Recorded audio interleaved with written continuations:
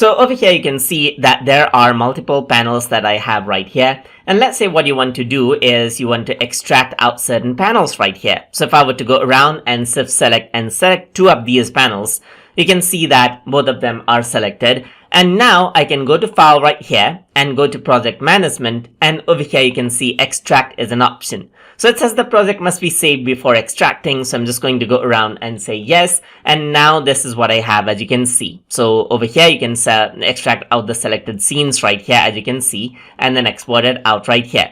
So there are different scenes that you can select, as you can see right here. So let's say I just want to extract out the third scene right here, just like this. So I want to export out the third scene over here. So now you can also remove the extracted scenes from the current project and link the extracted project as well. So I'm going to check that on and click on extract selected project right here. Go on to my desktop, and then I'm just going to go around and say extracted right over here.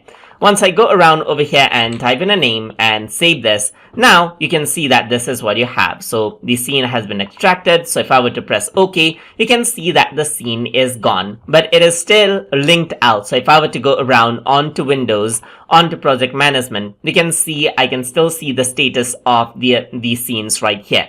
So that is what you have, as you can see, and that is how you can extract out files from within Toon Boom Storyboard Pro. So I hope you guys learned something as always. And as always, please like, comment, share, and subscribe.